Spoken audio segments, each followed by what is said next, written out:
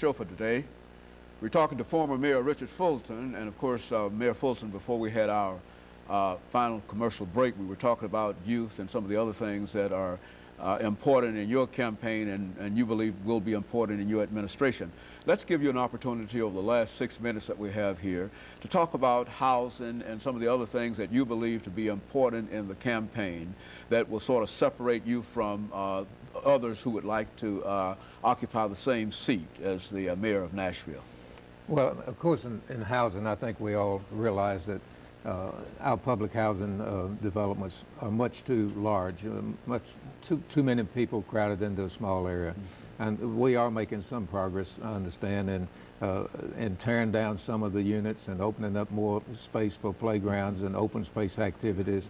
But I have a plan that I have discussed publicly now on several occasions to make available more affordable housing, and that is to, if it's actuarially sound, to take several millions, maybe even as much as $100 million out of the pension trust fund. The employee pension trust fund now has $1.3 billion in it, and that money is invested in stocks and bonds so that it can grow, and that's for the pensions for the metro employees.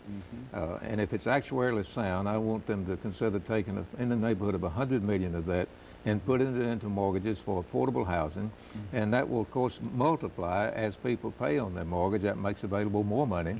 I think that can get us over, well, presently we are having approximately 1,500 units a year available affordable housing. I'm told we need over 3,000. So we have just about half of what we have really about need. half of what we need, and of course every year that goes by, that means we're getting that much further behind. We're not even catching up. So that's one of my plans for making housing available to more and more people, and I emphasize affordable housing. There are a number of other things that I have in mind as with reference to housing programs, but that is the primary thrust of what I will attempt to do within the housing area. There are so many, I've always felt like, Doctor, that any government service that we have, that we should strive to make it the best. Now, we all know that education is foremost on the people's minds, and it is extremely important. And we also know that neighborhood safety is on people's minds. It's on my mind. I hesitate to get out of the car when I pull in the garage until the garage door's down. And we know that traffic, movement of people is a major problem now. And that we'll address those three major issues. But at the same time, I want to make sure that we have the best public park system available, the best public health service possible, the best public works department possible, the best water and sewer department. I think that every service that we have in metropolitan government, we should strive to make it the best we can.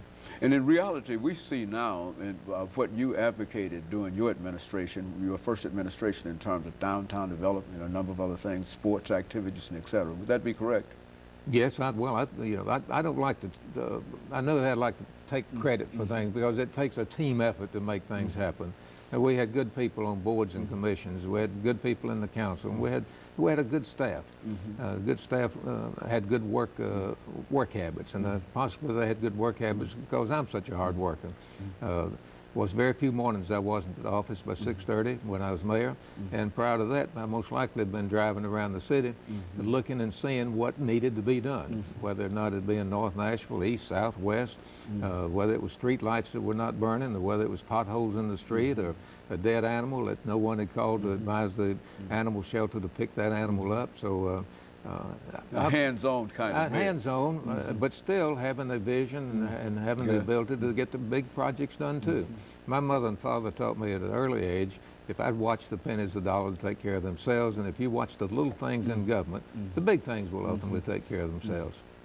Well, Mayor, we've got about a minute and 50 seconds, and let me, before we run out of time, thank you for coming by and giving us that excellent information about your background, your education, and some of the things that are important in your career, as well as some of the things that you'd like to deal with. I failed to mention in my background that I'm very proud of the fact that we have 6 children and 11 grandchildren. With our 6 children all graduated from public school system in Nashville. Two of them are doctors. One is a dental hygienist, and one is a secretary, medical secretary. One's in the real estate business, and the public school system did well by educating the Fulton children. Very good. And I think they're doing a good job with our grandchildren too.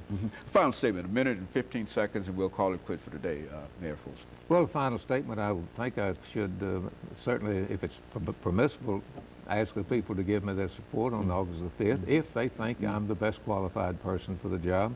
And I realize that we should not make judgments necessarily based on the past. We need to be living in the present and looking to the future, but at the same time, someone that has a public record as long as mine is, and one that I'm very proud of, I'd like for them to look at that record, because that will help them make a decision as to what I will do in the future. There were many tough votes when I was in Congress that many people have forgotten about. The Voting Rights Act of 1965 was controversial. The Civil Rights Act of 1964, when I was one of 3 Southern congressmen to vote for it. Fair housing in 1968, when George Wallace carried Nashville in the presidential election. I was still one of 3 Southern congressmen to vote for that.